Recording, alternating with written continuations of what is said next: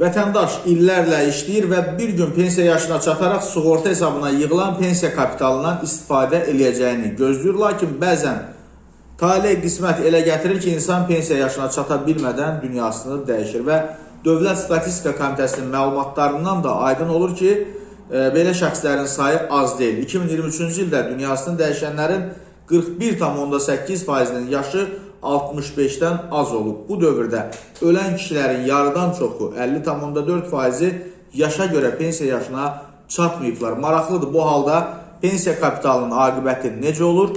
Həmin puldan istifadə hansı hallarda mümkündür? Qanunvericiliyə görə şəxsin hesabında toplanan pensiya kapitalı o dünyasını dəyişdiyi halda ailə üzvlərinin sosial təminatı üçün əsas olaraq istifadə olunur. Belə ki, vəfat edən şəxsin əmək qabiliyyəti olmayan ailə üzvlərinin hər birinə düşən ailə başçısını itirməyə görə pensiyanın məbləği pensiya ödənişi müddətinin ayları, sığorta davamiyyəti əmsalı ilə yanaşı pensiya kapitalı əsasında da aparılır. Ailə üzvlərinə düşən ailə başçısını itirməyə görə pensiyanın ümumi məbləği əmək pensiyasının minimum məbləğindən, yəni 320 manatdan aşağı olduqda həmin məbləğə çatdırılmaqla ödənilir. Qeyd etmək lazımdır ki, ailə başçısını itirməyə görə pensiya ailə başçısının ölüm gününədək ümumi sığorta stajı 5 ildən az olmamaq şərti ilə əmək qabiliyyətli yaş dövrünün hər tam ili üçün 4 ay sığorta stajı olduqda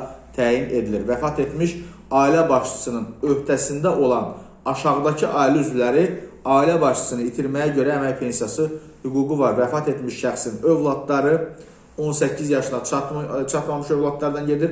18 yaşına çatana qədər əlilliyi müəyyən olunmuş, 18 yaşından yuxarı əlilliyi olan şəxs təhsil müəssisələrinin əyani şöbəsində təhsil alanlar, lakin ən çoxu 23 yaşına qədər ata, ana, ər, arvad pensiya yaşına çatmışdırsa, yaxud orqanizminin funksiyalarının 61-80% və ya 81-100% pozulmasına görə əlilliyi müəyyən edilmiş şəxsdirsə, yaşından və əmək qabiliyyətindən asılı olmayaraq valideynlərdən biri və ya ər, arvad, yaxud baba, nənə, qardaş, bacı vəfat etmiş ailə başçısının 8 yaşına çatmamış uşaqlarına, qardaşlarına, bacılarına, nəvələrinə baxırsa və işləmirsə, bu halda onlara həmin o kapitaldan düşür. Ailə üzvünə düşən pensiya məbləği dövlət qulluqçularına verilən ömürlük, həmçinin əlilliyə və ailə başçısını itirməyə görə sosial müavinətləri məbləğindən az olduqda,